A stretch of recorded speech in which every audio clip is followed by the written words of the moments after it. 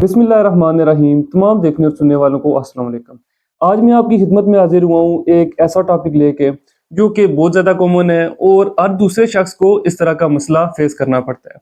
यानी अक्सर लोग परेशान हो जाते हैं कि अगर उनकी आंखों में स्वेलिंग हो गई है या आंखों से पानी आना शुरू हो जाता है या फिर आंखों के इर्द गिर्द सूजन हो गई है।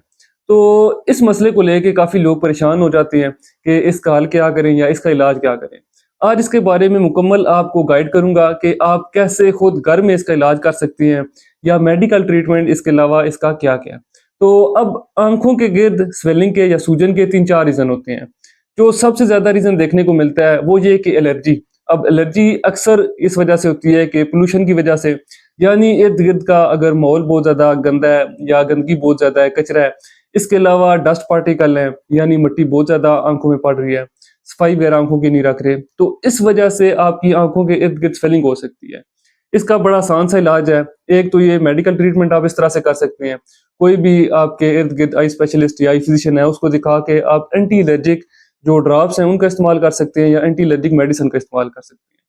फिर दूसरा इसका घरेलू इलाज ये है कि आप आंखों में बार बार आंखों को पानी से धोएं या आंखों को साफ करें। इसके अलावा आप ठंडी जो पट्टी है या फिर आप बर्फ से आंख की ठिकोर भी कर सकते हैं। तो ये इसका घरेलू इलाज हो गया। फिर दूसरी वजह इसकी ये होती है कि अगर आप अपनी नींद पूरी नहीं करें, यानी लैक ऑफ स्लीप है, 7-8 घंटे आप प्रॉपर सही से सुकून से नींद नहीं कर रहे, तो इस वजह से भी आपकी आंखों के इर्द गिर्द स्वेलिंग हो सकती है।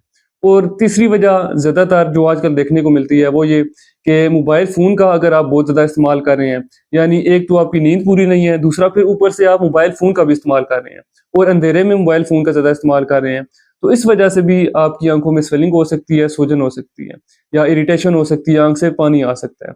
तो इसका भी आसान सा हल ये है कि मोबाइल का कम इस्तेमाल करें, नींद पूरी करें। इसके अलावा चौथा अक्सर लोगों में देखने को मिलता है कि उनकी बढ़ती उम्र के साथ उनकी आंखों के इर्द गिर्द स्वेलिंग बहुत ज़्यादा हो जाती है और लोग काफ़ी परेशान हो जाते हैं, पता नहीं कौन सी ऐसी बीमारी है जिस वजह से आंखों के इर्द गिर्द बहुत ज़्यादा स्वेलिंग हो गई है, आंखें सूज गई हैं।